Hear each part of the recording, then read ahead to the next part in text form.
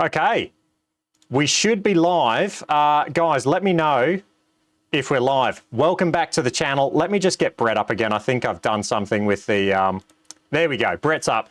Okay, welcome back to the channel. Today we've got a special one because we are live with Brett, and I'm sure Mike's going to be hanging out in the comment section as well from Spectrum Golf Technologies. Today we're talking about the Element and we're going to go play a few holes.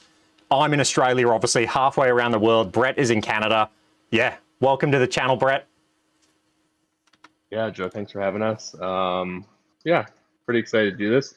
Actually feeling a little bit nervous about it. But yeah, this will be fun. Just playing around to golf and yeah, showing off the unit and what it can do. And we'll answer whatever questions come up, as many as we can. I also got some questions via email, so I'll try to address those as well. I'll bring them up a little bit later. Yep.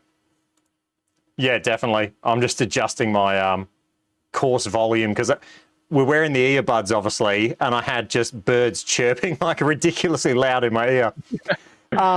Nice. So I guess we'll get questions as they come in, guys. I've got a few talking points as well, but definitely feel free to put questions up. I'm sure Mike's got to be hanging out in the comment section, hasn't he? But yeah. Yeah, I would imagine so. Okay. Putting Canada on the map. DJ Vision IT is saying. I've got to say, yeah, there's Mike. Lovely. Perfect. The Spectrum, look, I wouldn't say it's put Canada on the map, but I mean, what this unit has been able to do for, you know, something that's not even released yet is incredible. We'll wait for people to join the chat and then we'll start like getting into questions. So Turbo's saying, is the Element V3 in production stage, Brett? Not quite. We're close. So basically where we're at right now, like literally in this second, I have 5 units that are built.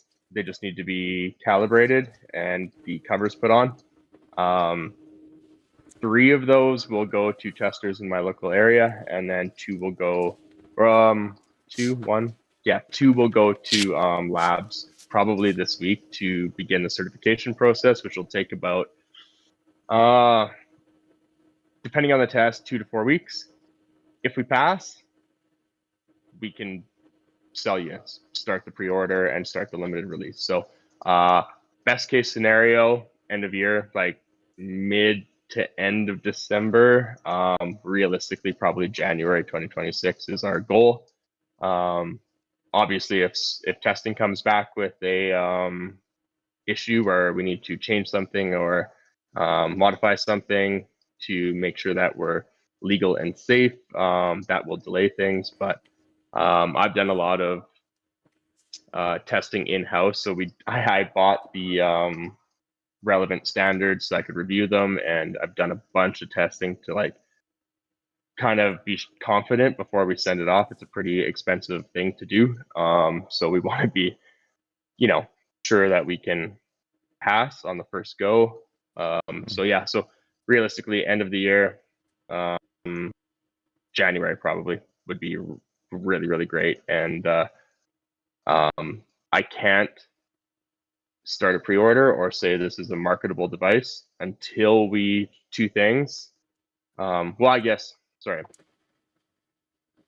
If we didn't have test units out, I could say it's a product and we're gonna sell it. But we do have test units out, prototype units, so I can't say that it's a marketable device that's for sale. At this point, it's a prototype device. As soon as we pass certification and recall those test units, we can start the pre-order, and we'll do a limited release to gauge interest and see if it's viable for us. Obviously, we hope so and we think so, but yeah, January basically is what we're looking at. Just on that as well, mate, have you settled on a cost? Is cost sorted yet, or? I'm pretty confident in saying it'll be sub $1,250 US, and we want to get lower than that. So sub $1,250. That's pretty incredible.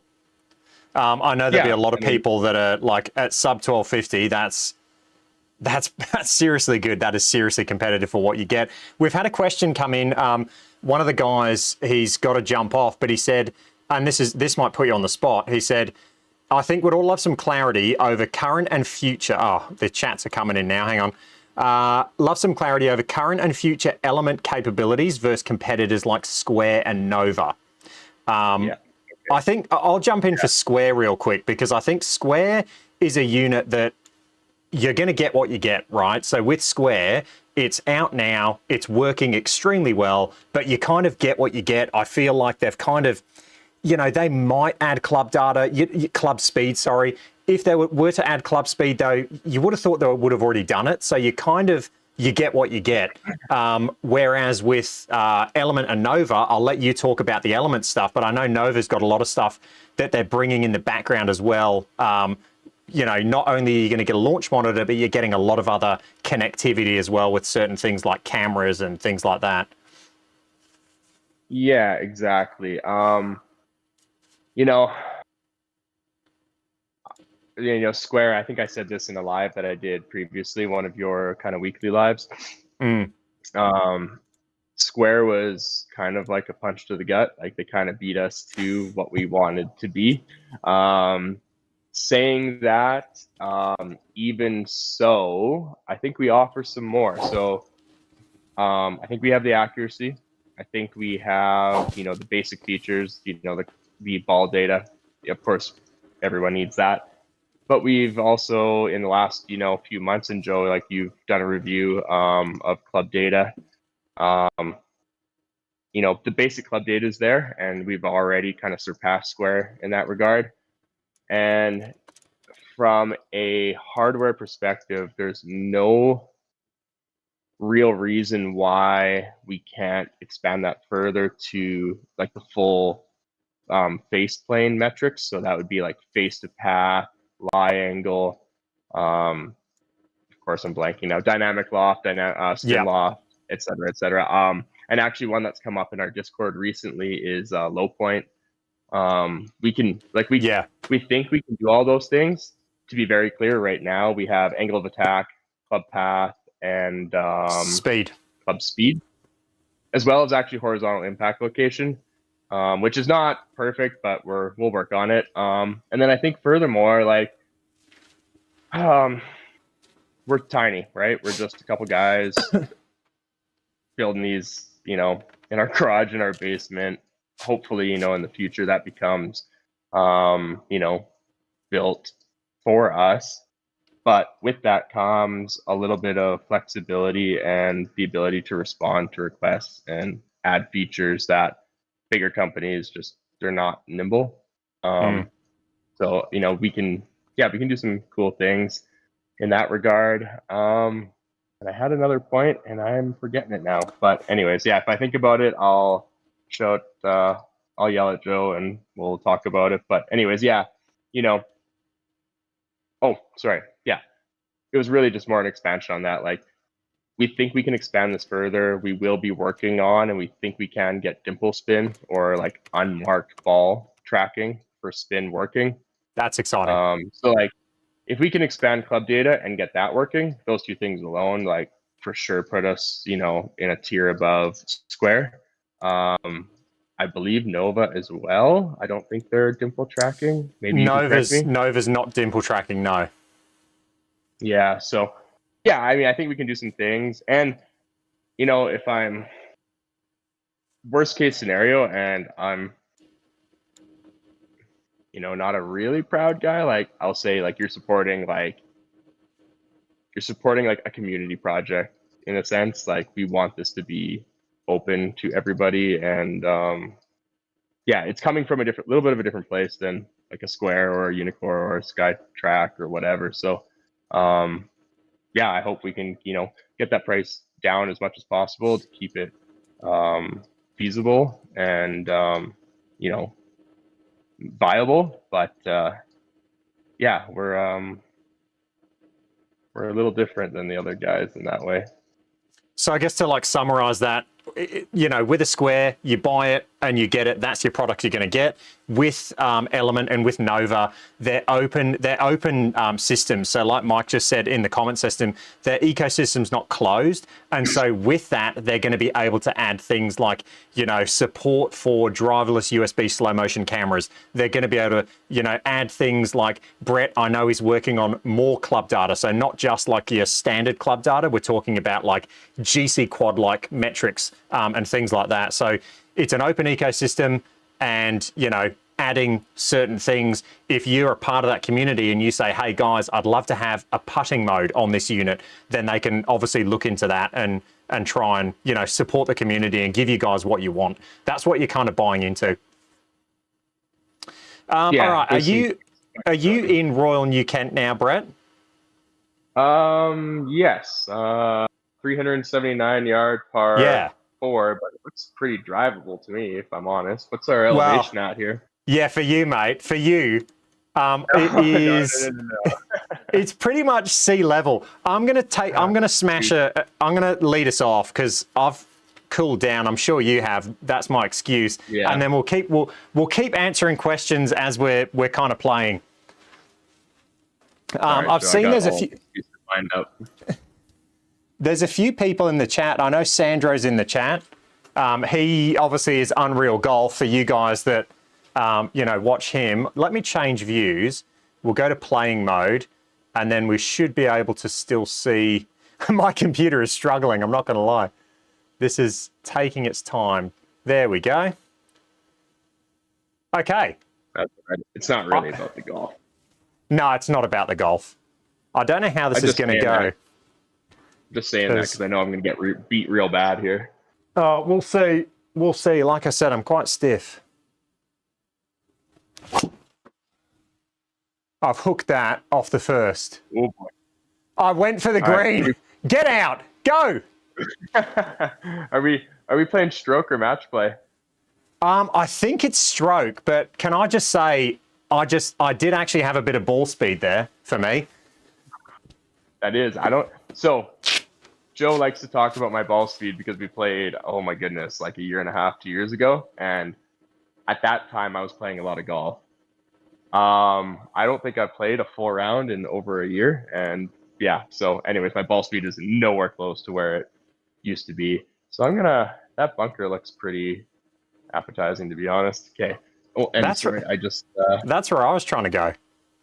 Yeah, I've been sitting here for a while, so I got my unit. So the Element will sit in ball detection mode for,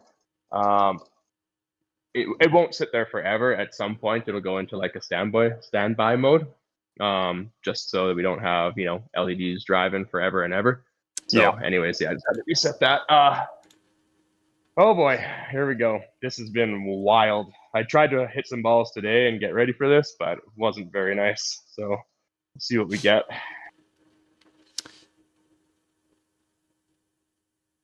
Oh, also left, but it might work. That is actually not bad. Kick left. Go.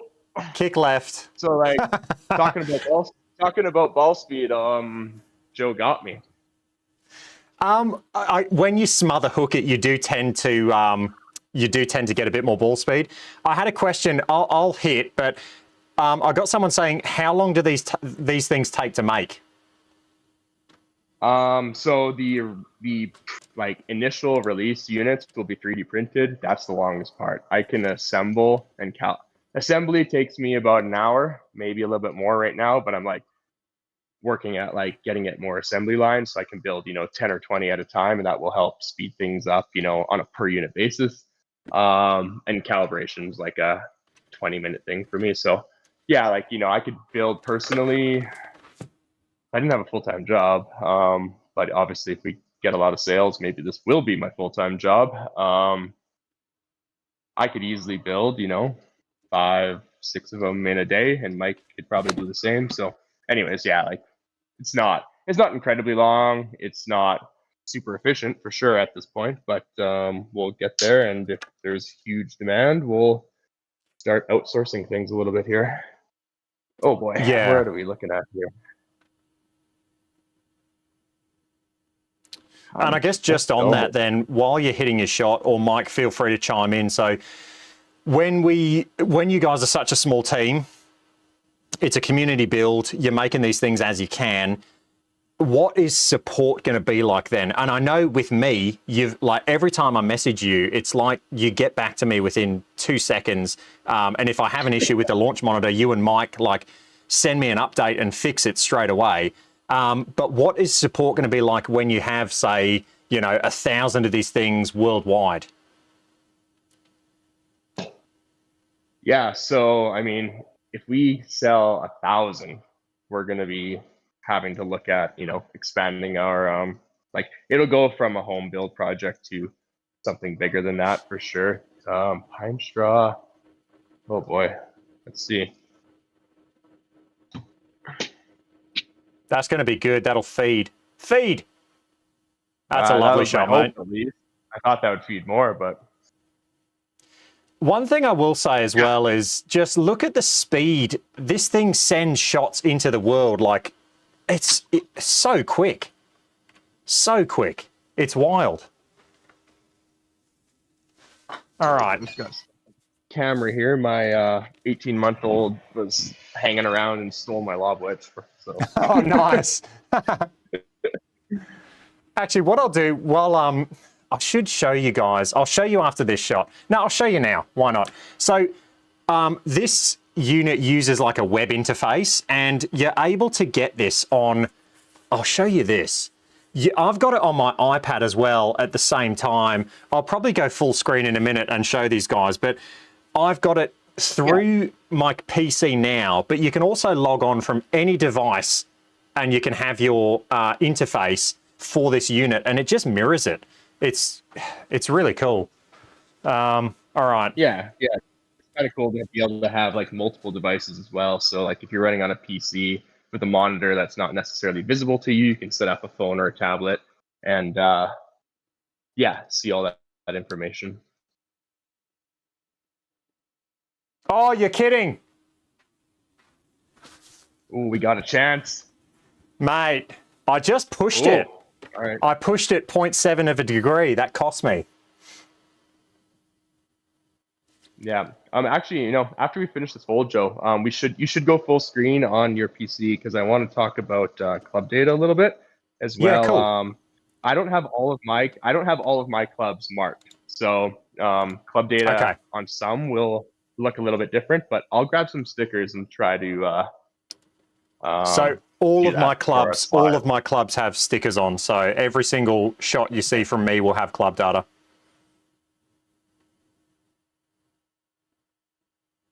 Semin Bronco. Oh, he's made it. Great part. Semin Bronco saying, yeah, that's it. Thanks for watching, guys. We'll catch you next time. Semin Bronco saying, are all balls supported? And what I'll say is this unit requires markings on the ball to track. So me and Brett are both using tailor-made Pix golf balls. But I don't know whether you were in the chat when Brett talked about it, but ultimately these guys want to dimple track, ultimately. However, right now it's relying on the market markings. I'll let you explain, Brett. Yeah, so I would say the algorithm that we're using now, Pix is kind of what we designed it around, but it's a little bit more flexible than just like Pix ball. So like even actually, Joe, hold your ball up again. We're both using Pix balls, but we're using different Pix balls. There's different shapes or whatever. So not like a big thing to point out, but in theory at least, and I have tested it with, yeah, exactly. So that should work. I've put dots on the ball. Dots will work.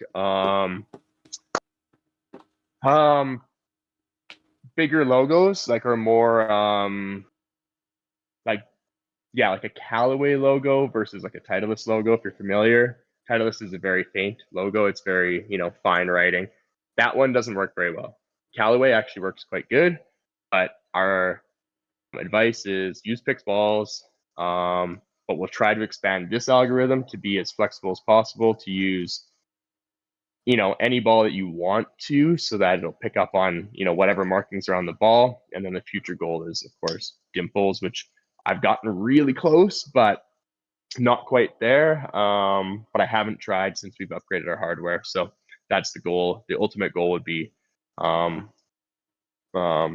dimple tracking. So you can use any ball you want, but again, that's like a, that's not guaranteed. No guarantee on that one. Yeah, nice.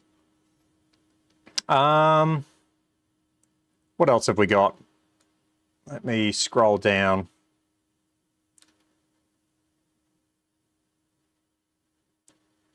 It's good to see Mike's in there answering a lot of the questions. Yeah. Okay, so Aston owner saying risk investing in small. Oh, we got Ben in the chat. G'day, Ben. It's good to see you, mate. Yeah. We got Triple Bogey Golf. Yeah, he's on our list. And yeah, sorry, we haven't chatted in a while, but it's as soon as Mike has units ready, you're right up there. So I got Aston owner asking. He said the risk is investing in a small company. Software is critical for launch monitors, not hardware. Well, hardware is kind of important. He's saying open source isn't people creating software free. And then when will you be in or where will you be in another 24 months? What's the midterm plan?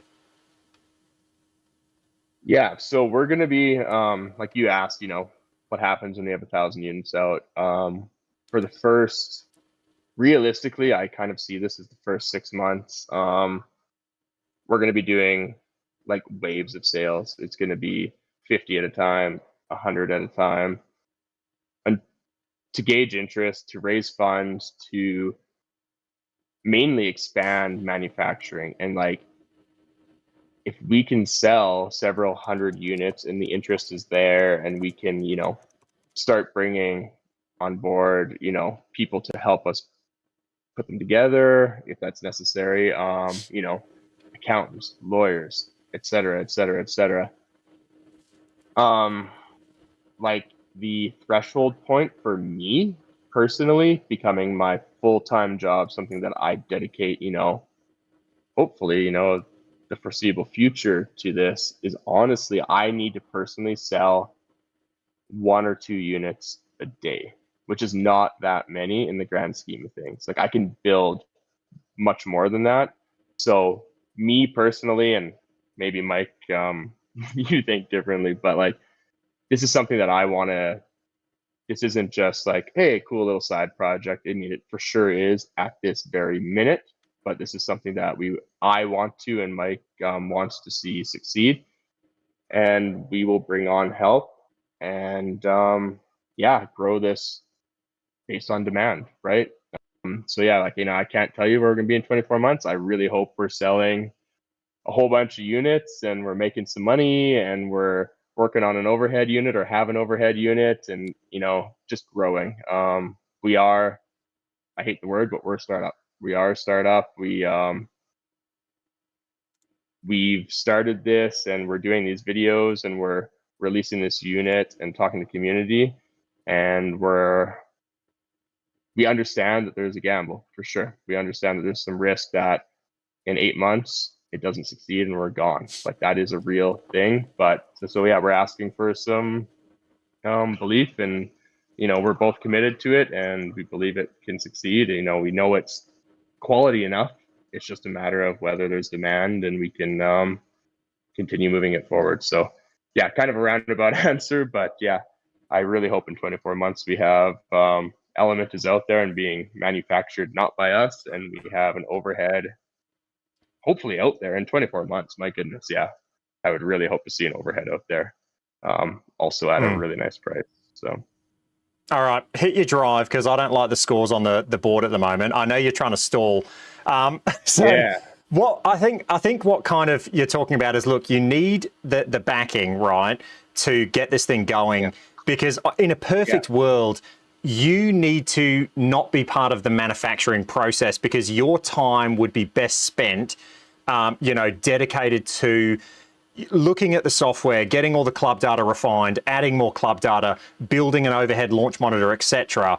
I think, but you've got to have the money to actually be able to do that, right? And so it's a catch-22. It's and also, no subscriptions. Someone just asked about the Unicore iMini Core. With the iMini Core, you're not getting club data unless you pay an additional fee, and then also you're going to have ongoing subscriptions. Talk to me about subscriptions, mate. Let's because I know, look, no consumers like subscriptions. Are they a necessary evil? Oh, we'd make a lot more money if we did. Yeah. But we don't want to. We don't want to. Like it's like, so background to this. So this started because I couldn't afford, or I shouldn't say I couldn't afford. I couldn't justify spending the amount of money I needed to get a quality launch monitor. So I started playing around, released a YouTube video. I met Mike, and the rest is history. And when we talked, we had the common idea that we hate how expensive these units out there are. We hate how limiting they are, and the subscription fees are just ridiculous. Like, it just makes no sense to either of us, and that's something that we just don't want to do. We would have to have a pretty, let's just say this: no subscription for ball data, no subscription for club data, no subscription for what you see now, and quite a bit more. We would have to have something really, really unique and dramatic to even consider a subscription, or we'd have to be in a lot of trouble, and we would put it out there to the community. But the basic answer is no subscription. We don't want that. We hate that. Yeah, nice.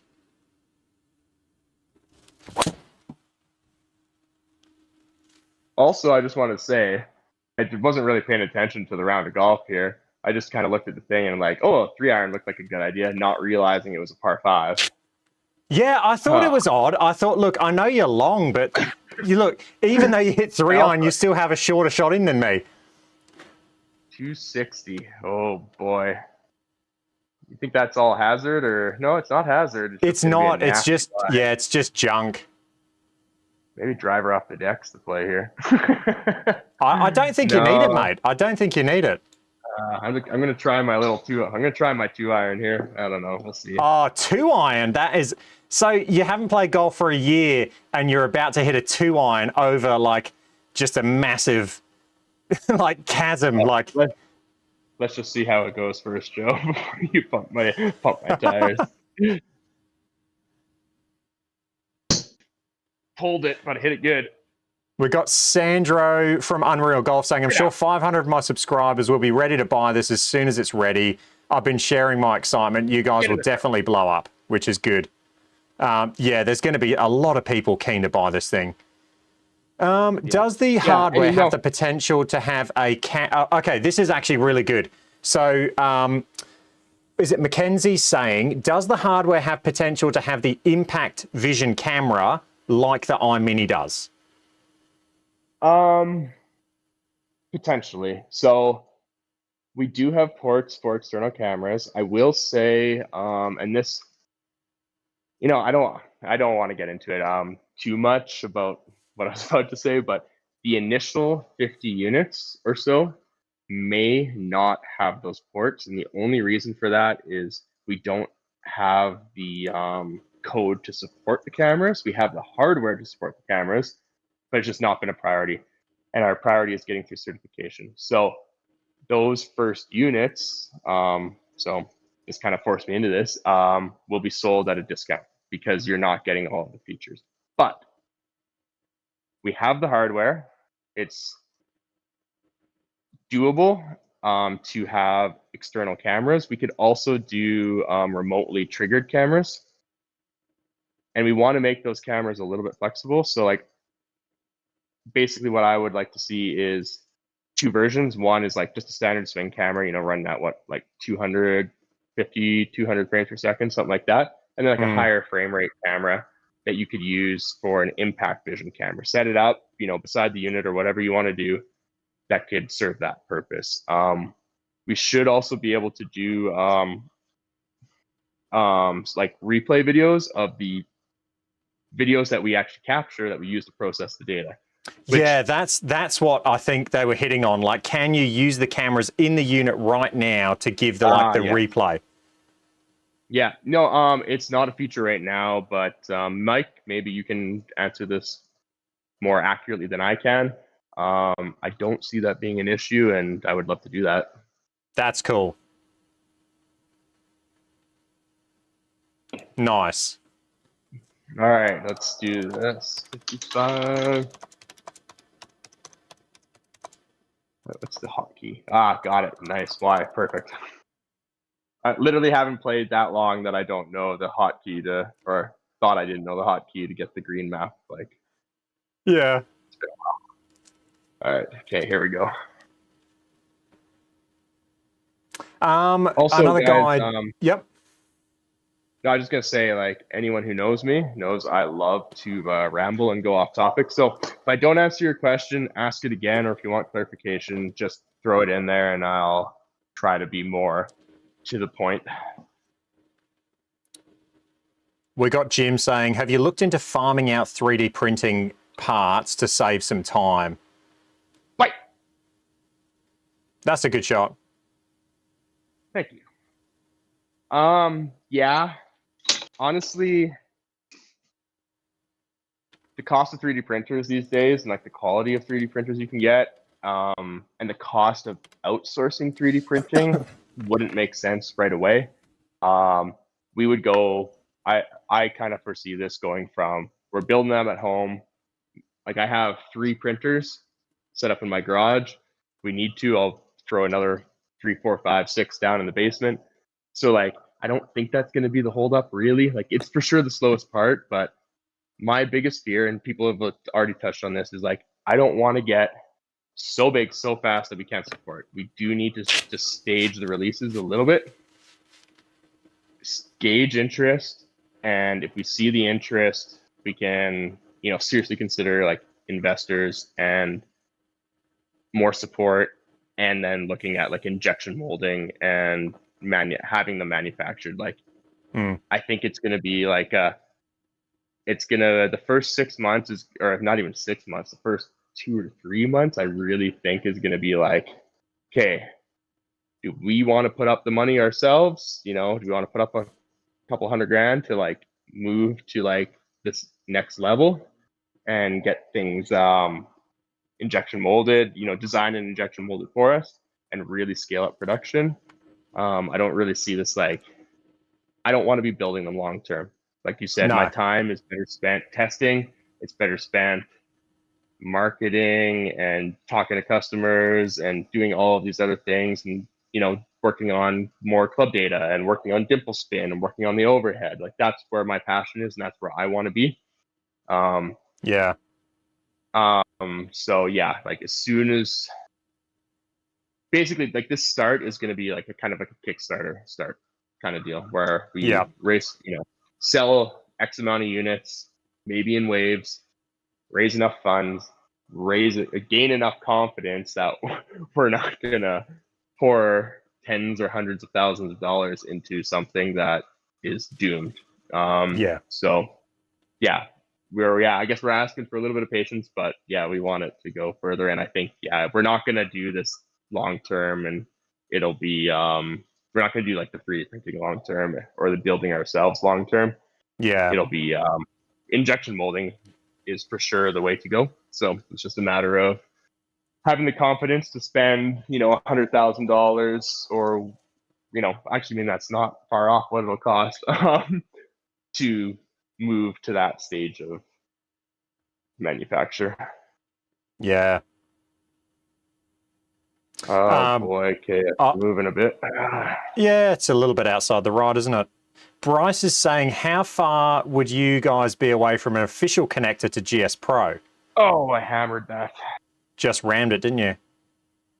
Yeah, I didn't think I did, but it was way downhill and wasn't paying attention. Official GS Pro connector, that's up to GS Pro. Yeah, it's definitely coming. I mean, you've told me it's coming. Yeah, like we've talked to them in the past. I haven't talked to them, recently, but basically the communication there was show us it's real and we'll talk. Yeah. I mean, look, in my testing, like I've done a lot of videos with the Element, and it's incredibly accurate for, for me, I use it and yeah. See, it even got your pull on your putt as well. Yeah. For me, like I use it and I just go, this is accurate. Like it feels exactly like the Pro T. It's wild how similar it feels. Yeah, I mean, I remember our very first video, and I said, every unit has error. It's just a matter of getting it small enough so that it's not noticeable, for the player that's using it. You're a pretty good player, so that like stands out to me. That gives me a lot of confidence. Myself, like I was a scratch golfer. That was my goal to, have a unit that could improve my game, and yeah, I think I feel like we've been there. I feel like even my original 2x4 unit was there, but there's just so much more to creating a product than just like a proof of concept like that. And that's what that was. Like, it's like 100%. I got Yeah. this, it works, it's accurate, I trust it. But it's got to be more than that. And that more than that is so difficult, so time consuming. I really cannot tell you the amount of time I've put into and Mike has put into getting it to a point where it can be, commercial unit, can be legal to sell, matches or is nice or rollout. Meets all of these certifications and regulations, et cetera, et cetera. It's honestly a little bit discouraging and sad that like you could have this, amazing, thing, but at the end of the day, you have all of these hoops to jump through, to go from a a working device to something that you can sell. And it makes sense. It's all about safety, and because we use Wi-Fi, there's radio interference, regulations and stuff. So there's lots of stuff that we've had to go through and look at. And it's not like building the launch monitor, you'd think, is the hard part, and you've absolutely nailed the launch monitor.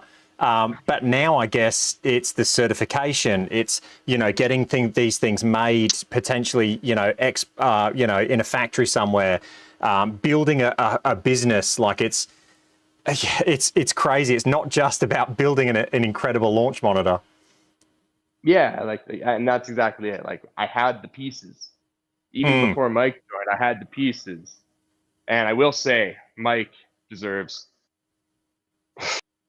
an unbelievable amount of credit for like the unit that you're using right now. Like how quick it is, how refined it is, the UI, all that stuff. Like, man, like there is, I posted that video looking for help, and I thought I knew what I wanted or needed.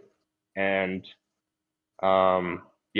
I'm glad I found Mike, because he deserves a huge amount of credit for all of the work that he's done and how far he's progressed the unit. Yeah, no, he's been an amazing asset, and he's a really nice guy as well. So this is actually really interesting. Eric, who is a channel member of mine and a really nice guy, I'm actually meeting up with him tomorrow. He's said the company he works for produces components and using injection molding. If I ever could help, I gladly would. So please reach out. I'm, like I said, I'm not, I don't know, Mike would probably say different. I'm gonna say I'm not a proud guy in terms of asking. Well, no, Mike would say I love asking for help. I probably drive him crazy. I'm stubborn, but if you can help us, by all means, please. I'm happy, even just, a chat for some pointers, some advice, if you can help us out further.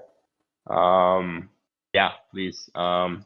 Maybe Joe, after we finish up here, throw my email in the description and throw my Discord on there or link to the come on now.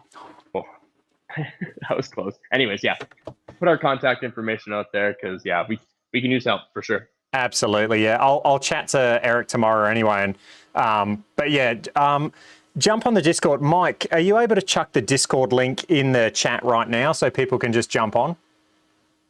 Ben is just gone. He's gone mad. He's gone mad. What did he say?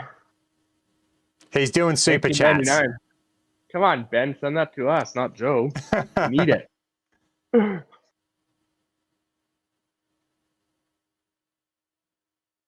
We got Scott, oh God, Scott POB16. Absolute legend of a guy. He said he's been watching the story unfold for a while now. Amazing the journey you've been on. Great work. Oh, get on the spot. There we go. Holy cow. So turns out my weak link is speed. Yeah, putting speed, yeah. Yeah, I do remember like saying back in the day, like, oh, it's ridiculous, like how soft you actually. Oh, thank goodness. Good putt, mate. Good putt. It makes sense outdoors. You got the fear in your heart, but inside it's a little hard to feel. All right, absolutely. One down. That's not bad. That's not bad. That is not. Yeah. Can I just say, can I give a massive shout out to CE Sim Golf, to Chris, because my PC is running all of this, including streaming it and everything, and this course is like smooth as butter and it looks insane. Like, that guy has refined this course. It is incredible. Massive shout out to Chris. Yeah, it's a beautiful course. It's crazy how good the courses are these days. I know, this is wild. It's just amazing. I'm just going to do a little forward off this one, mate. Bunt a little forward down there.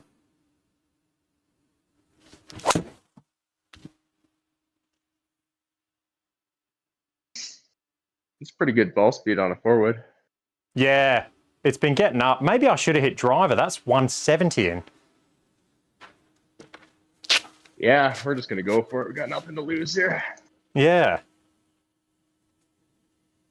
Okay, let's see if I can actually hit a shot. Let's try to hit a game over here. It's 303 to there. That a little cut would be real nice. Calling out shots like I can play. Yeah. Funny. Having this on the iPad as well, the software is just so good. Oh, I overcooked it, but I did it.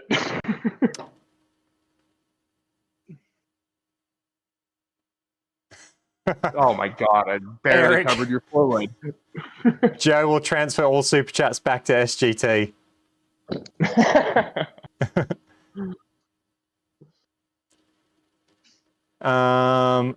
Here we go. Judd's chirping. He's saying Joe's going to be the SGT number 2 when he returns, when he takes his break. You're actually right. I'm going to have like a month off. What about, Brett, do you want to talk about hitting area while I'm hitting this? Talk about the hitting area size, both with the club metrics and then also the ball only, because the ball only is ridiculously big.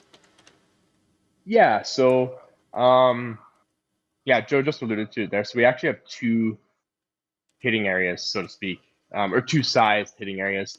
So you have the option for club data. You can turn it, if you want it, you can have it, or you can turn it off. And what turning it off gets you is a larger hitting area. So the standard hitting area is, I don't know, Joe, maybe you can call me out if I'm being generous, but I'd say from the unit outwards, I would say it's about 10 inches deep and about 6 inches wide, roughly. But as soon as you turn club data off, all of that real estate that's, capturing the club coming into impact becomes hitting area. So you get, I want to say it's about 1.5 feet wide when you turn club data off, which is pretty cool. So if you don't need it, It's yeah, you can. huge. It's huge. So a lot of people go, oh, well, why, getting this over a square or whatever? This unit has an incredibly big hitting area when you turn that. Even with the club data on, it's bigger than the square. When you turn it off, it is insane how big it is. And I always talk about my hitting strip. So my hitting strip is, 30 centimeters wide. I can, with the club data on, I can putt from the far left-hand side and I can hit my driver from the right-hand side. So it's a massive area. And when you turn that club data off, the depth of it is just, it's wild how big it is.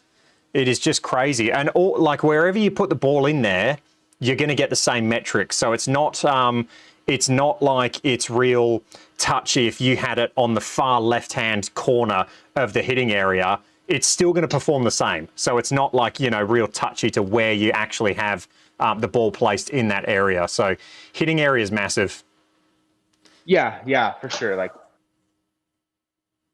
the unit should be reading data, or like, it should be looking at the ball, looking at the club data. It doesn't matter how close, how far away you are, how far down the target line or far back you are. If it sees the ball, it detects it in the hitting area, it should be all fair and everything should be read correctly. Like there's no bias in that. Like we chose cameras or camera lenses and do our calibration so that the whole area is valid and accurate. So oof. I've literally burnt the edge on every single putt, mate. I know. This could be a very different match very quick. Lefties. So what about lefties? We've got four hybrid golf asking, I'm a lefty, how does it work for different handed hitters? Same as right-handed players. You just have to, when you create your profile in the web app, you just have to choose your handedness and let it know that you're left-handed. Great putt. Hello. Very, very, very good putt. Oh, here we go. Par 5. Here we go. I want to see. So Brett used to have 180 plus ball speed. And now he's getting old. He doesn't have that anymore. It's not, I don't think it's the age. I think it's not playing and sitting in front of a desk at my Monday to Friday 9-to-5 job and then coming home and sitting at a desk working on this stupid thing. Ruining my golf game. I'm going to hit it in those bunkers, I think. No way I'm carrying those bunkers, but I'm going to give it a smash anyway. Bit of fun.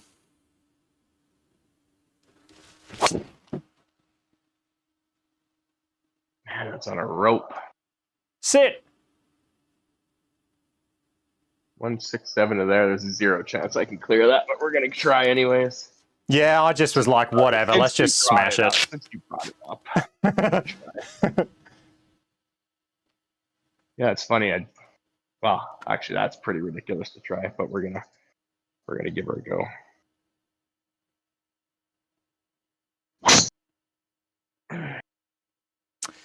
I'll talk about the update process. So to update this unit, it's really simple. So you go to their web interface, and I know Brett's done a video on this, but you go down to the tab where it has the settings, and then it's over the air updates. So you don't need to manually do anything and download. It's over the air. You literally go to their web interface and push download. It takes like 3 seconds and it's downloaded and good to go on your device. So in terms of like updates for the unit, they happen really quick and the guys can push things out, which is fantastic.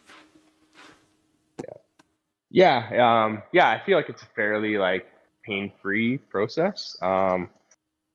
Works pretty quick. Actually, it's worth mentioning too, Joe and I are actually playing on different versions of software right now. Oh, you've got a version of software where the ball goes straighter when you hit it. Is that what? Yeah, no, I just knocked the spin down by 50%. Just to the spin Yeah. axis down by 50%. Yeah. Good shot, mate. Yeah, that's why you need that that's actually why you need that official integration to play GS Pro and play money matches, is because like technically, back in the day when I had my unit, there was nothing stopping me from adding 10% to my ball speed, nothing stopping me from changing the spin axis. But that's crazy, isn't it? No point or fun in that. So no, exactly. I don't know if this is going to get over the lip. I got an 8 iron. I'll try and hit it high. I was just going to say that 8.3 down. I like how we both laid up here. We both did the stupid thing and hit driver, and then both laid up. We literally could have hit forward, and it would have been on the green. Mm-hmm. Yeah.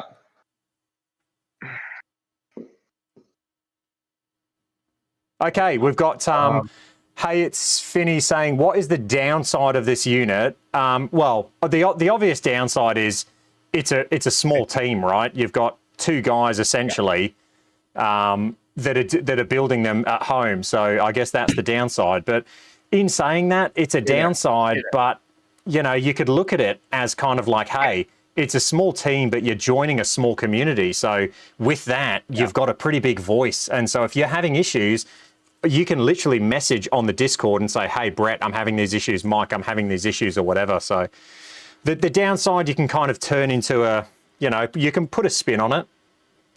Yeah. Actually, Joe, I'm glad you said it that way, because I was kind of thinking as you started that question that, exactly. The downside and the upside might be the same thing, depending on what you're looking for, right?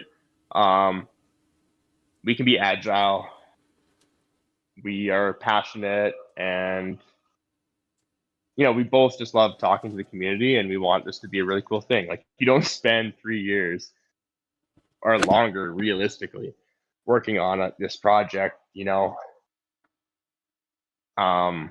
just for the sake of it. Obviously, like, we love golf, we love technology, and we hated, what was out there. So yeah, like, we're a little bit of a different breed, and I think, realistically, like, I don't want to be Unicorn, I don't want to be Foresight. Like, I want to have really cool, unique units, and we want to have no subscriptions. We want to be involved in the community, and if that means we're a little bit smaller, so be it. I think, like, it just, I don't know. We really like what we're working on. Oh, 40, oh boy, 36, 45, the swing, okay. Settle. Down. Yeah, nice putt. We had a software question in, but Mike is like, he's solid, man. He's just in the chat, just answering like all the questions, which is fantastic. We've got Greg McDonald just pipe up though when software is spoken about, and he said, yep, and it'll connect to others. Guy. Yeah, and others. Right, let's make a putt. I haven't made anything today.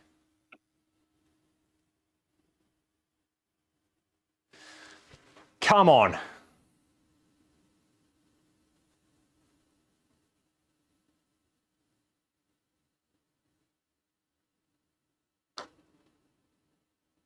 Uh-oh. There we go. He's back. Down by 2. All right, he's back. We go. Step it up, Brett. Come on. This is going to be about the round of golf. We're going to have to stop talking about the unit. It's very much going to become about the round of golf here. Real quick. Yeah, that's it. Yeah, we'll both just become really quiet.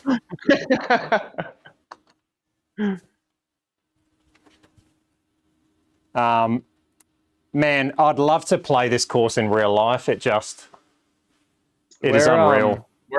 Where is Royal New Kent? It is. What?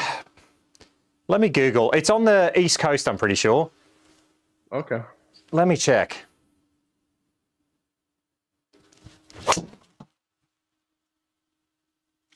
Chase that one.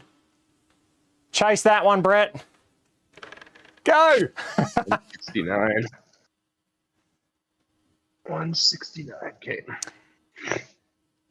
Yes, it does have an Ethernet port. So actually, that's a good point to talk about. So Brian, I'm using this unit over Wi-Fi at the moment.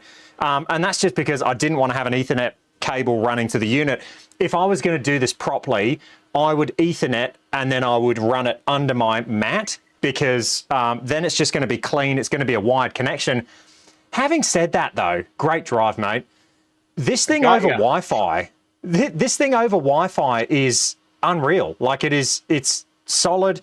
The data goes through really quick. So, you know, yeah, I'd probably Ethernet. If it was my only unit and I was setting it up properly, I'd Ethernet and I'd run the cables under the turf.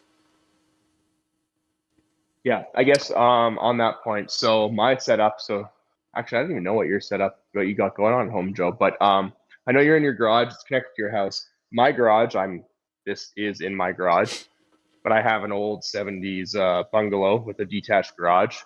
So my router, I used to have a like a repeater in here. My router's about 45, 50 feet away. Go. So on That's gonna Wi-Fi, rip.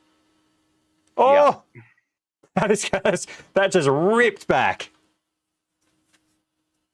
Did it ever? Anyway, sorry. Yeah. So I'm in my garage. Wi-Fi does work for me, even though my router is like 45 feet away and like, you know, 2 exterior walls to deal with.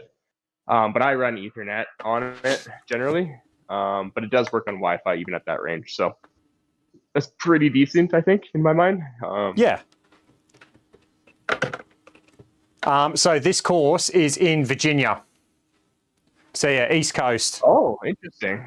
Okay. I don't know. Yeah, I wasn't expecting. I wasn't expecting East Coast of the U.S. Just the Royal throws me off. I automatically think the UK.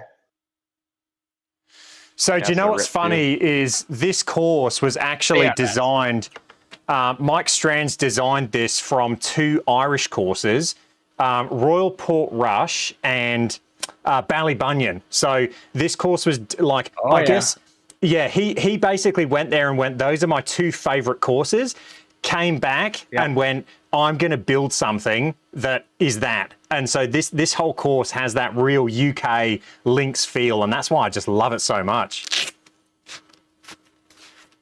Okay, Joe, what's the math here? 75 feet, 5'5" uphill. What's that? That's You're not putting this. Are you putting this? Yeah, I'm putting it on 120 feet. Yeah, if I leave it short going back. I legit need a calculator. So what are we? 25. 25 plus 5. So you want to go 130 feet. 50 plus. Yeah, it's about 140 feet, and then you've got fringe to go through as well. So I'd play it like 150 feet. You know, at the ball speed this is going to be going, I don't think the fringe matters too much, but yeah. So I'm doing this kind of on purpose because I've selected putter. Yes. If you select putter, it behaves as a putt. If you don't, it'll behave as a normal shot. So it's important if you're off the green and you want to putt 130 feet. I mean, you do your like official test, so you know what this feels like. I have no idea what 130 feet feels like. Feels hard. You need to hit it. Oh, I hit it. It's spin. Nailed it. Yeah. So 29 miles per hour, too much. Okay, got it. What I will say is you don't want to go long on this one, mate. We might putt it again. Screw it. Got nothing to lose. Yeah. Let's putt it. So we got It's Finney asking, how hard do you think dimple tracking will be to solve? So have a think about that, Brett, while you're putting this one. While I'm putting down this cliff, yeah. 44 feet down 65 feet, 70. Okay, call it 45 feet. Okay. It's got to go, hasn't it? That's How not a does that bad not effort, get in mate. there? That's not a That's bad enough. effort. Get in there. Get in there. Come on. Yes. Nice. Perfect.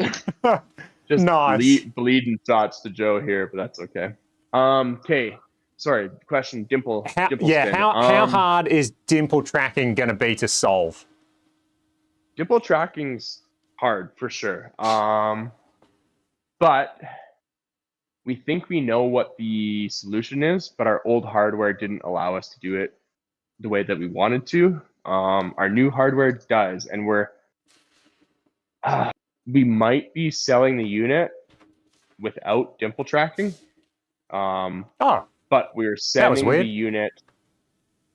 It's pretty. Yeah, GS Pro like froze on me for some reason. That was odd. Yeah. So Anyway. So dimple tracking. So currently cannot do it. We've upgraded hardware since we last tried, and I got really close. Like I actually had some successful shots, but it just wasn't reliable enough to like. I wouldn't claim that it worked. Let's just say that. Yeah.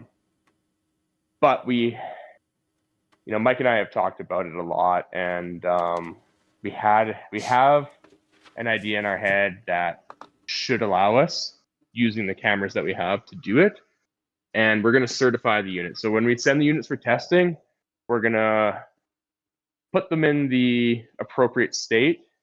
Obviously, I can't share too much about it. Appropriate state, so that we can potentially add that feature in the future. And the new hardware, we think, is the solution for us to get to that point. So I don't know. I really don't know how to answer that. It's very, very difficult. All of this is very, very difficult. That one in particular is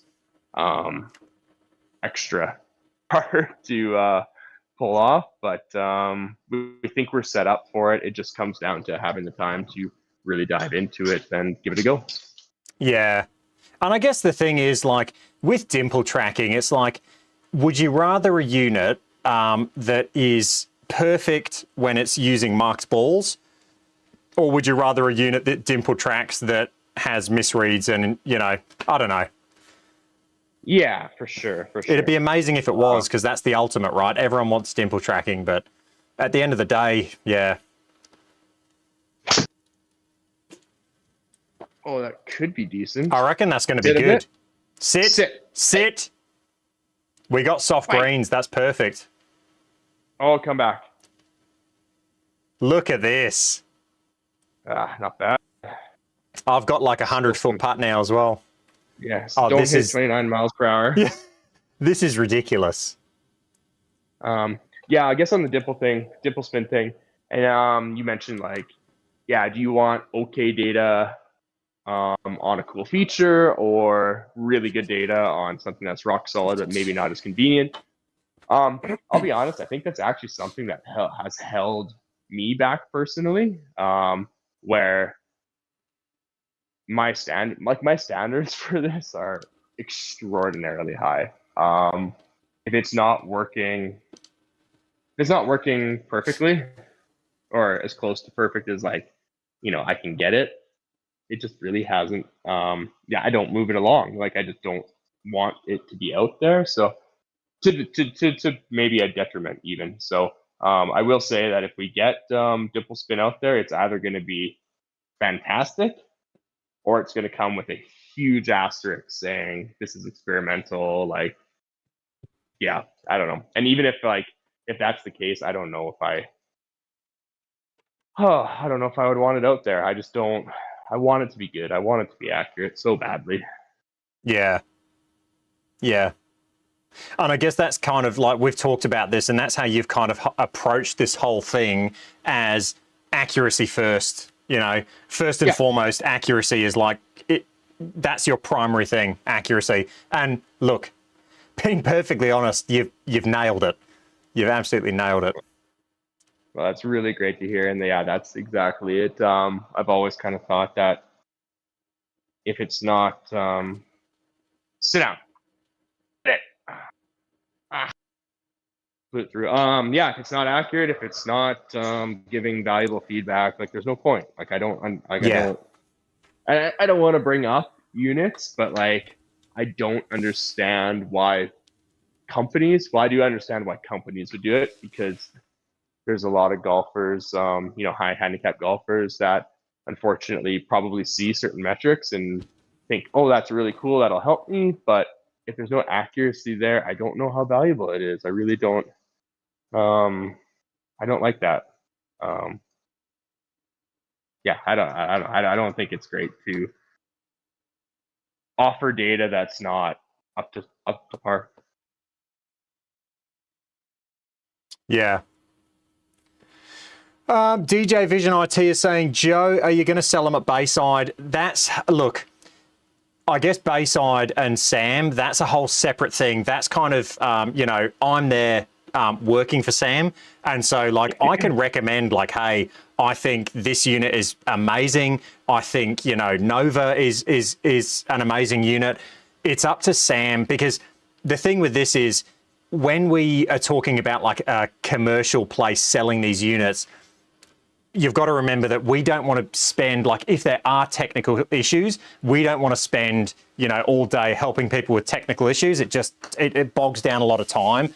And so will we be selling them at Bayside? Not in the near future, but potentially in the long-term future. Yeah, there is a possibility. When I played this hole the other day, I cut this corner, but I'm not going to do it today. I think it's way too far. You got over that. That's impressive. Wow.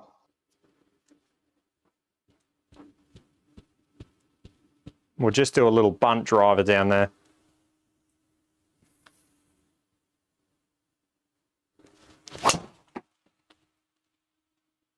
Bunt driver, 169. Oh, that was nice.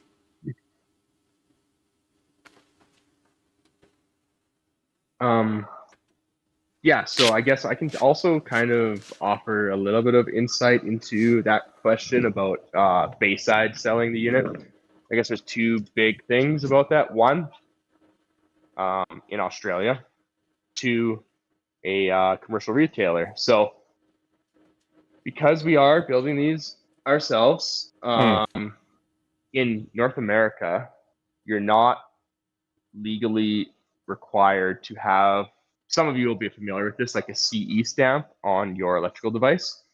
Basically what that stamp says is that it meets certain criteria, has passed certain tests, but comes with a whole host of extra like factory inspections and things like that, which of course will not make a lot of sense, for us right off the hop.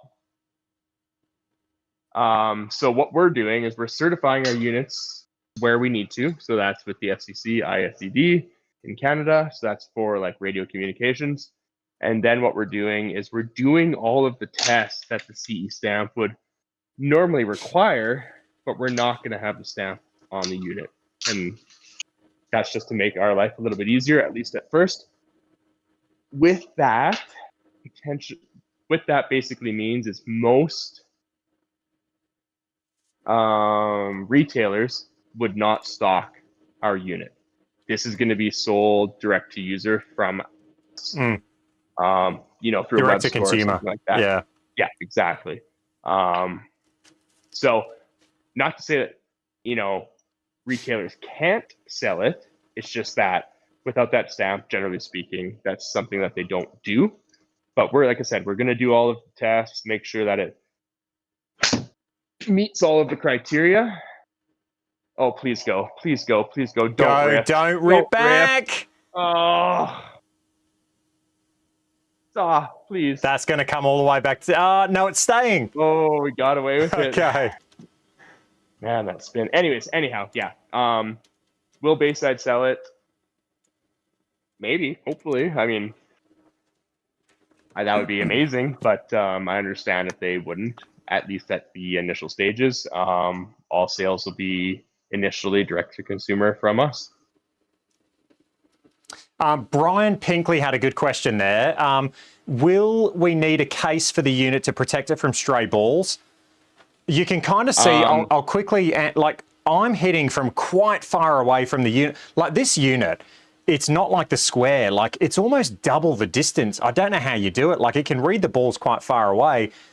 The only time I've had a ball hit my square unit was when my kids hit such a bad shank that it came off the toe and went directly dead right. So I'll leave you with that, Brett. Yeah. So there's a couple things there. Yeah. I would say all units are susceptible to a hit.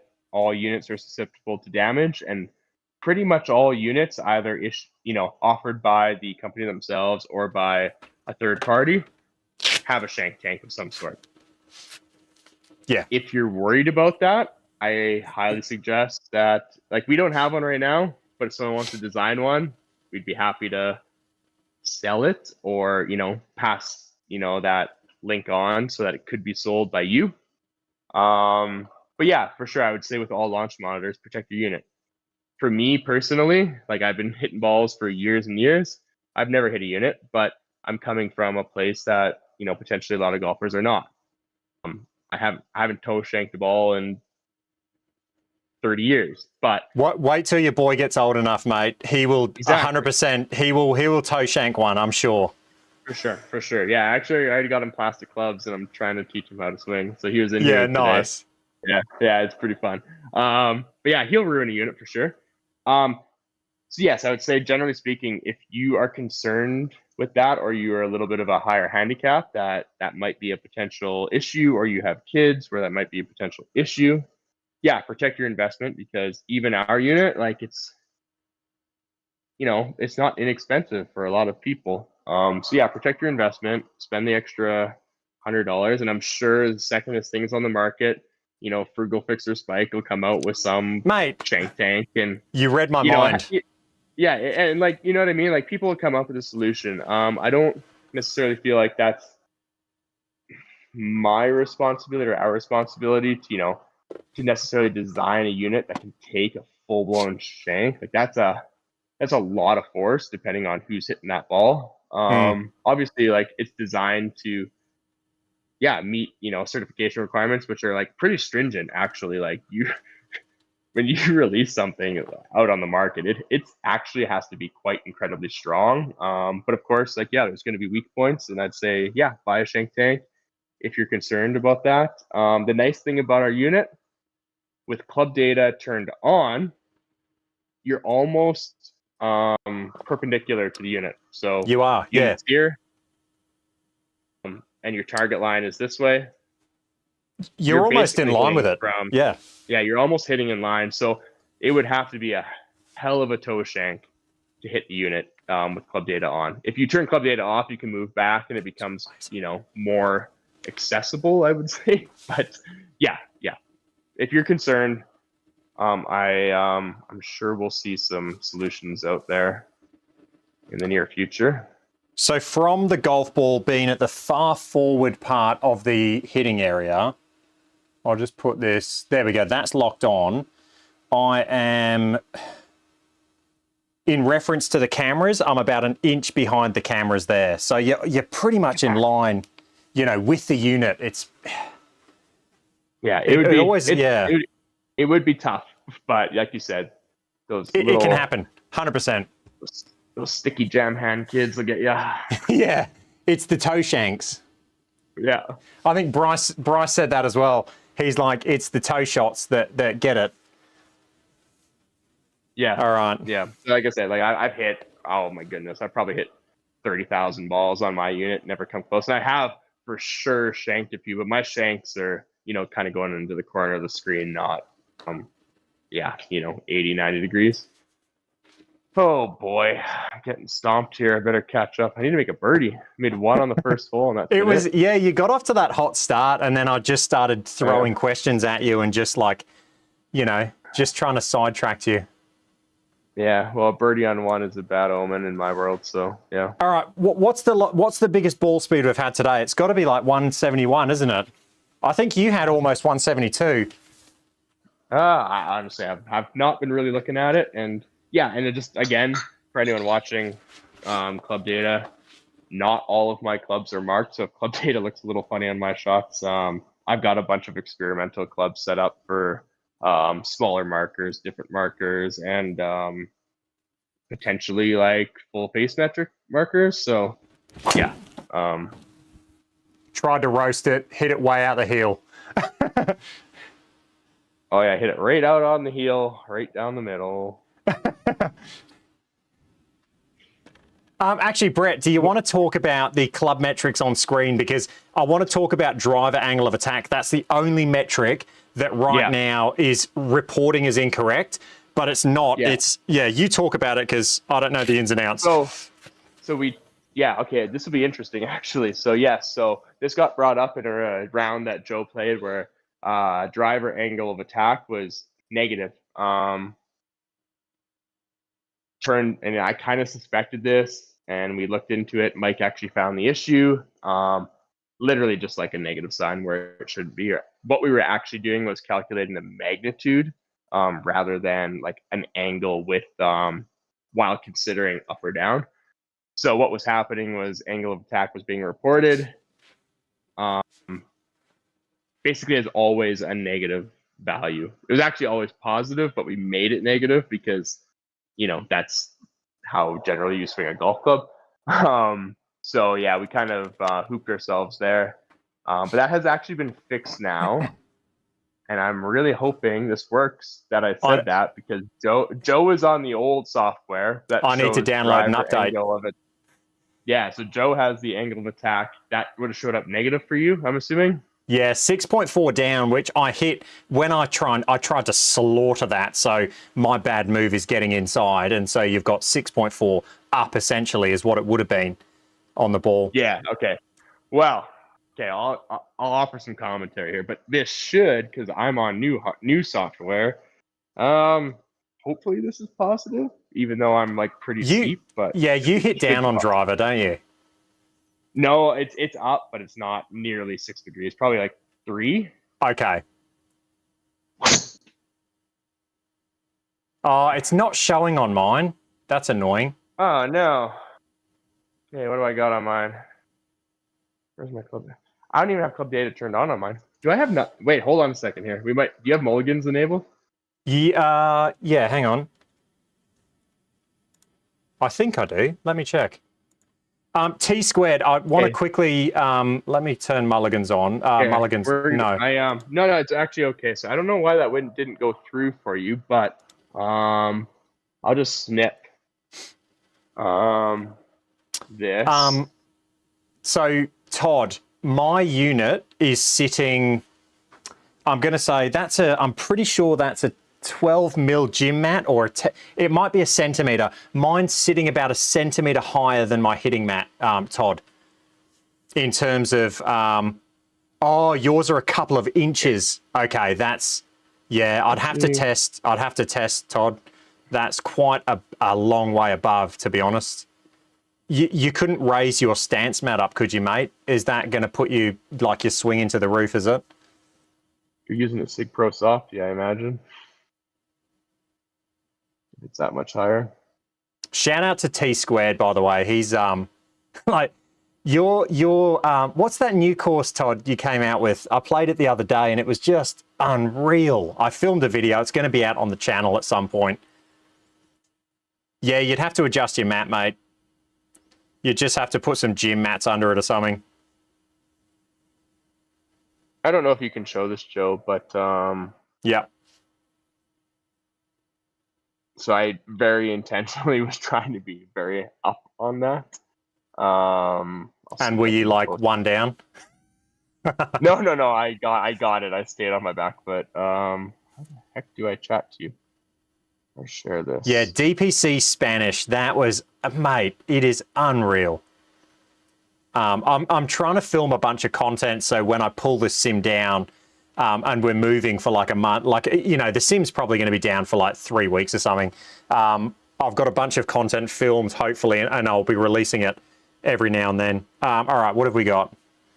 So I just sent you, I sent it in WhatsApp just because it was convenient, but yeah, like I really tried to get that up. So yeah, but anyways, it's reporting positive now. So Yeah, should be, works on Oh mine, yeah, doesn't quite work on Joe's. 7.8, 7.8 up. How would I get that to my PC?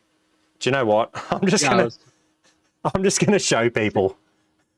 just share that video. 116, Yeah, just share that.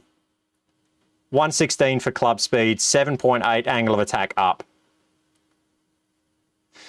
Do you want to talk about, so with this unit as well, you are getting, it's kind of like a, would you call it a beta parameter? You're getting horizontal impact location with the sticker. Yeah, so I'd say that number is really accurate. About like I've put tape on my clubs and like got the calipers out and figured it out. I'd say 80% of the time it's like really, really good within like, 2 mil, at least on my end. I'm curious to see like what you found. If you see a really out to lunch number on that, I would say you probably have to question all of the club data. They're kind of tied together. True. Okay. So, Do you know, when you said that, all I thought of was Anchorman, where he's like, it's right. What does he say? It's 100% right 80% of the time. yeah, exactly. Yeah. That's a really tough one to get. And club data it gets really tricky on like chip shots and stuff, where like you just don't have a lot of club speed to work with. Yeah. So, but yeah, in Yeah, general, that's like, actually a good point. Yeah. I've had, I'll put like painter's tape or duct tape on my club and hit shots and, measure the distance from the impact location to the marker. And yeah, actually, are you showing on your screen the horizontal impact location? I'm not, no. Why don't you throw it up and we can why don't we do the little game where we tell everyone where we hit it and see if it matches up? Oh, mate, do you know what I've learned since having the, Eric, you legend. Eric's just done a $20 super chat. Do you know what I've learned since having the Pro Tee is I thought being a good golfer, I can tell where I hit it on the face. What I learned after having the Pro Tee, honestly, I'll be like, I healed that completely and it was just thin. So yeah, I wouldn't put much, weight on what I think anyway. Yeah. Before you got to the end of that, I was going to say,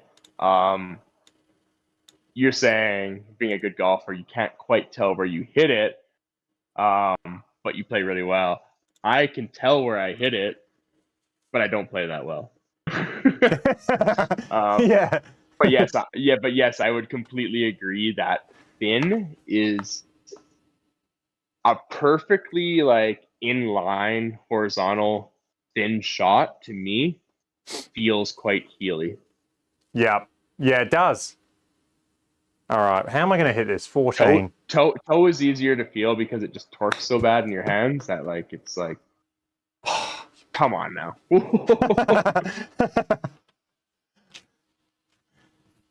All right. Cheers, Eric. I appreciate that, mate. I guess I have a chance here to gain one. It's probably unlikely, but we'll give it a wrap. So 14, Todd T squared. Yard. T squared is a Canadian, mate, and I think he needs a test unit. Yeah, he probably does. Actually, well, I don't know. T squared. Am I allowed to say that you put one of our units in one of your driving ranges? That's cool. I think I saw Sneaky Joe stand in the background. Maybe. Yeah. I hope I'm not ruining everything, but yeah. Okay, 14 yards. So, 42 feet minus. Yeah. Okay. This is gonna be quick. And before I forget, select putter. If you're off the green, select putter. It tries to detect putter for you. But, before you hit this, look at the horizontal impact. It said -0.7 on that one. It had my club path as 2.2 into out, 1.2 down. So yeah, there you go. Yeah, so that's Yeah, I can't see what you're seeing, but I believe we report it in centimeters, so 0.7 centimeters, I think, is what we do. Okay. Yep. Skate. Maybe Come skate? on. No, don't. Come on. Come on. Come Come on. on. Oh, it broke Oh, it. It broke right at the end. shit. Oh no. That is wild. Little clean up here. All right. Come on, just. I knew I was gonna lose, but like, come on, make a birdie. 5-8, 6-7. Yeah. Nice one, mate. Nice one. Alrighty. Okay, we're through 9. Joe, do you want to take do you want to take 5 minutes here? Yeah, I just sent you a message. Oh, While did you? while you're looking at that, what I want to show people is the actual. I just love. If I was gonna like using this unit, I've got this obviously on my computer reporting to GS Pro. But if I was going to use this, I would actually have my iPad down here, and so you can see all your metrics in front of you, and you can also see it. You get the pop up. Let me pull up. How am I going to do this with you? I want to pull I have up. something cool to show people too. I want to pull up. Let me just go back to this view. And what I'm going to do is bear with me. I want to show you. I want to show people what the interface kind of looks like. So I've got this interface on my PC that's feeding into GS Pro. I also have the exact same interface on my iPad, and they're both live and they're both real time. So I can put the ball down. I'm going to not put it in the hitting area because I'm going to show you kind of the hitting area you get. And now real time, I have the exact same image on my iPad showing me where that hitting zone is. And if I put the ball in the hitting area, it'll lock on, and then it's locked on the iPad as well. And so it's fantastic. You get, I didn't even know you could do this, Brett, until you told me this morning. And I thought, that is just so good. Yeah. The other thing I want to show, that, but I want to show people this as well. So you've got this toggle that says club data. So if I turn that off, I want to show you how big this area gets because it's wild. So I'll, again, not put it in the hitting area. Look at that. I mean, that is nuts. The hitting area for this thing is, I mean, that is a significant hitting area. Yeah. I mean, that's wild how big that is. But yeah, I love it. Talk to me about this interface real quick. Like, what are you guys planning with this interface? Because obviously with this unit, people are going to get it. What do you get this, obviously your metrics, you're going to get your overhead and your like plan view. In the future, is there going to be a driving range or something? Because if people get this, ideally, you'd have some sort of driving range so you don't have to invest in GS Pro up front, and then later down the line, obviously investing in like GS Pro or a third-party golf subscription is good. But ideally, you'd have something on the web page. What's coming with this web page? Yeah, so I'm speculating a little bit. We probably won't design it personally, but we've talked to a couple people, a couple companies, people working on their own new things that might show up or might be able to assist us in like getting to that point. So it might, I don't know if it's going to be exactly in this or if it's going to be like in an application that has to be on your computer. But it's something that's on our radar and something that we would like to see. And like, I really would like to see like, yeah, at the very least, driving range and like a short game area. Whether it's like, full courses, like that's another subject topic. But yeah, I would really like to see some form of driving range at the very minimum, and I would like to see a short game area. And in the research that I've done, based on how this has been made, I think we can actually implement a driving range, but I just don't have the time to build it right now. So I've kind of been talking to someone to maybe just build for me and see if we can, slide it in kind of deal. Yeah. So yeah, anyways, yeah. So we're gonna try to do that for sure. And I'm sure and if we're successful and we actually start selling a bunch of units, then like obviously that's going to be something that people want. And if people are buying it even without that, it's something that I want to provide. So we'll figure it out and we'll find a way to have at least those basic features. Yeah, so I guess hopefully that answers that. And then I guess as far as integrations go, so we're open to, and we've reached out to Awesome Golf, E6, GS Pro, a couple other lesser known simulator options, some open source simulator options. So we'll we'll integrate with, like, we're not gonna turn anyone away. Like if it's not, if it takes us 3 months to integrate with you, that might be one thing. But like if we can do it reasonably, in a reasonable time, and or you're like a huge market player, of course we'll integrate. Yeah. And then I know you have to go, Joe, but I just want to show something really quick. So this is kind of cool. Yeah. This is very, very new. Let me just pull this up and then hide it. So yeah, so this is like my dev unit. And it doesn't have covers on it, so you're kind of seeing some internals. But let me just go SGT, find ball. So this is like early, it's a little bit naked, but early days. So something that you don't have that I have. And it looks way brighter on camera than what I'm seeing. But in the middle, we have a status bar now. So that's yellow for standby, which matches the color in the SGT web application. Yeah. And if you go find ball, it goes to, you can actually see the LEDs flashing there. But so the LEDs you cannot see with your naked eye. It's just because we're using a webcam. Yeah. Very sensitive infrared light. When you're using this unit, you do not see that. But anyways, when it's looking for a ball, it kind of goes strobes blue, back and forth. I need that. I need that in my life. We'll add a whole bunch of cool features and like cool little like lighting things. It looks way more distracting on camera. I'm kind of actually sad I showed that because it's actually like quite beautiful and subtle.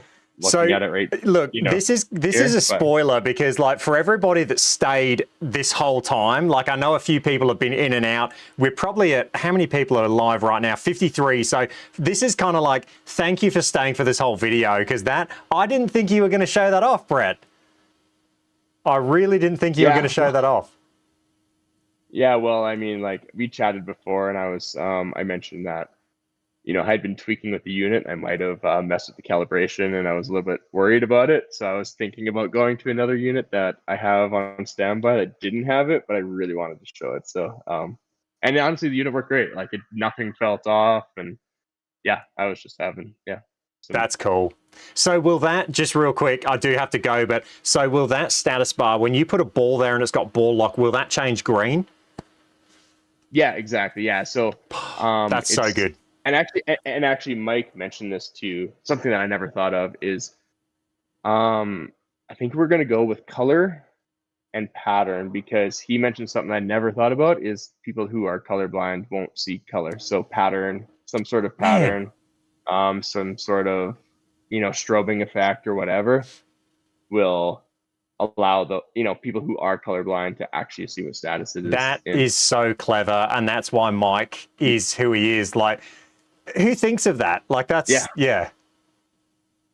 Well, he mentioned that he's worked in software for many years, and that's like something that he has to consider or gets brought up in his world. So not something in my world. Like I was like, just color, like cool colors and whatever. But it's like, no, like a flash or a pattern or something to make it so you don't need to know actually what color is being displayed would be beneficial. That's cool. All right, guys, I'm going to have to end it there. I have jobs to do this afternoon, but massive thank you to Brett and Mike for, I know Mike's been hanging out in the comments. We might drag Mike into a video. I reckon he's camera shy, but we might drag him. We might try and drag Mike and get his face out there so you guys can see the man behind a lot of the stuff as well. massive thank you to you guys for, like, you know, allowing me to bring this to the golf community, because this is huge and this device is incredible. It's seriously accurate, and I can't wait for you guys to get this thing out to everybody, because I think it's the answer that a lot of people have been waiting for. So yeah, thanks guys. Yeah, we sure hope so. All right, guys. And yeah, just want to say a quick thank you, to everyone that joined, and thank you, Joe. Yeah, thanks for showing off the unit, and thanks to everyone who came and watched, and everyone who couldn't make it but has been, you know, a huge supporter and has joined the Discord and etc. Yeah, you're the base that we're doing this for, you know, at this point. So thank you so much for the support. Really, really appreciate it. Nice. Just to end, at the end of this video, I will be putting the Discord link in the description of this video. Once YouTube finishes like processing it, I'll be able to edit the description. Jump down there, go join the Discord, because these guys are insanely active on the Discord, and they're there. If you've got any questions, jump on the Discord, punch them in there. The guys will answer them. So yeah. All right, guys, that is going to be it for this one. I hope you enjoyed that, and we will catch you in the next one.